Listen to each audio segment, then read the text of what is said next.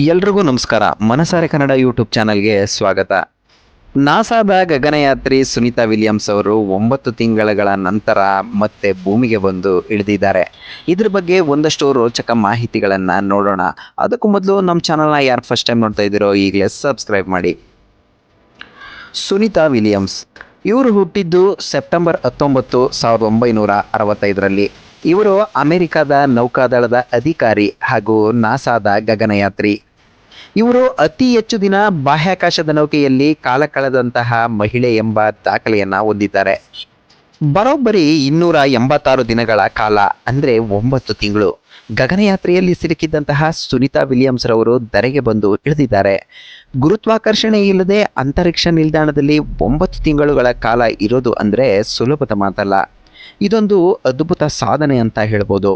ಸದಾ ತೇಲುತ್ತಲೇ ಇರಬೇಕಾಗತ್ತೆ, ಕಾಲುಗಳು ನೆಲದ ಮೇಲೆ ಇಡಲು ಕೂಡ ಸಾಧ್ಯವಾಗೋದಿಲ್ಲ. ಅಂತ ಒಂದು ವಿಶಿಷ್ಟವಾದಂತಹ ಸಾಧನೆಯನ್ನ ಮಾಡಿರೋದು ಈ ಸುನೀತಾ ವಿಲಿಯಮ್ಸ್ ರವರು. ಈ ಸಾಹಸಕ್ಕೆ ಮೆಚ್ಚಲೇಬೇಕಾಗುತ್ತೆ. ಜೂನ್ 5, 2024ರಂದು ಸುನೀತಾ ವಿಲಿಯಮ್ಸ್ ರವರು ಗಗನಯಾತ್ರೆಯನ್ನ ಮಾಡ್ತಾರೆ. ಬಾಯಿಂಗ್ ಸ್ಟಾರ್ ಲೈನರ್ ನೌಕೆಯ ಮೂಲಕ ಅಂತಾರಾಷ್ಟ್ರೀಯ ಅಂತರಿಕ್ಷ ನಿಲ್ದಾಣಕ್ಕೆ ಸುನೀತಾ ವಿಲಿಯಮ್ಸ್ ರವರು ಹೊರಡ್ತಾರೆ. ಅದೇ ನೌಕೆಯಲ್ಲಿ ಹೀಲಿಯಂ ಲೀಕೇಜ್ ಕೊರತೆ ಕಾಣಿಸ್ಕೊಳ್ಳುತ್ತೆ. ಹಾಗಾಗಿ ಸುನೀತಾ ವಿಲಿಯಮ್ಸ್ ವಾಪಸ್ ಬರೋದಕ್ಕೆ ಸಾಧ್ಯವಾಗೋದಿಲ್ಲ. ಎಂದಿನಂತೆ ಯಾವಾಗ ಸುನೀತಾ ವಾಪಸ್ ಬರ್ತಾರೆ ಅನ್ನುವಂತಹ ಚರ್ಚೆ ಎಲ್ಲೆಲ್ಲೂ ನಡೀತಾನೆ ಇರುತ್ತೆ ಮತ್ತು ಕುತೂಹಲ ನಿತ್ಯವೂ ನಡೆಯುತ್ತಾನೆ ಇರುತ್ತೆ. ಇವರನ್ನ ಕರೆತರೋದಕ್ಕೆ ನಾಸಾ ಕೂಡ ಪ್ರಯತ್ನ ಮಾಡ್ತಾನೆ ಇತ್ತು, ಆದರೆ ಯಾವುದೇ ಫಲಕಾರಿಯಾಗಿರಲಿಲ್ಲ. ಕೇವಲ 8 ದಿನಕ್ಕೆ ಅಂತ ವಿಲಿಯಮ್ಸ್ ರವರು ಹೋಗಿದ್ದು, ಆದರೆ ಅವರು ಬರೋದಕ್ಕೆ ಆಗಲಿಲ್ಲ. ಜೂನ್ 6, 2024ಕ್ಕೆ ಹೊರಟಂತಹ ಸುನೀತಾ ವಿಲಿಯಮ್ಸ್ ರವರು ಜೂನ್ 8ರಂದು ವಾಪಸ್ ಆಗಬೇಕಾಗಿತ್ತು. ಕೇವಲ 8 ದಿನಕ್ಕೆ ಅವರು ಹಿಂತಿರುಗಿ ಬರಬೇಕಾಗಿತ್ತು. ಆದರೆ ತಾಂತ್ರಿಕ ದೋಷದಿಂದಾಗಿ ಅವರು 9 ತಿಂಗಳ ಕಾಲ ಅಲ್ಲಿಯೇ ಉಳಿಯಬೇಕಾಯಿತು.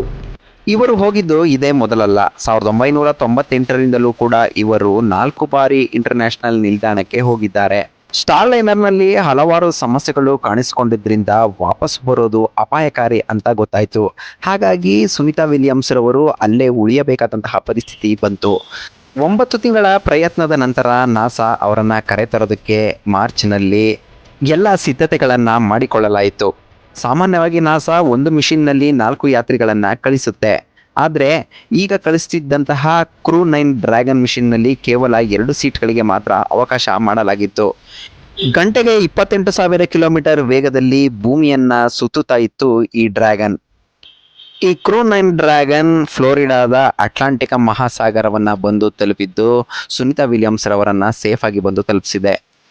ಸುನೀತಾ ವಿಲಿಯಮ್ಸ್ ರವರ ಸಾಧನೆ ಅಪಾರ. ಸುದೀರ್ಘ ಪ್ರಯಾಣದಿಂದ ಅವರು ಸಾಧನೆಯನ್ನ ಮಾಡಿದ್ದು 607 ದಿನ ಒಟ್ಟಾರೆಯಾಗಿ ಕಳೆದಂತಹ ವೇಳೆ ಇದಾಗಿದ್ದು ಅತಿ ಹೆಚ್ಚು ಸ್ಪೇಸ್ನಲ್ಲಿ ಓಡಾಡಿದಂತಹ ಮಹಿಳೆ ಎಂಬ ಹೆಗ್ಗಳಿಕೆಗೂ ಕೂಡ ಪಾತ್ರರಾಗಿದ್ದಾರೆ.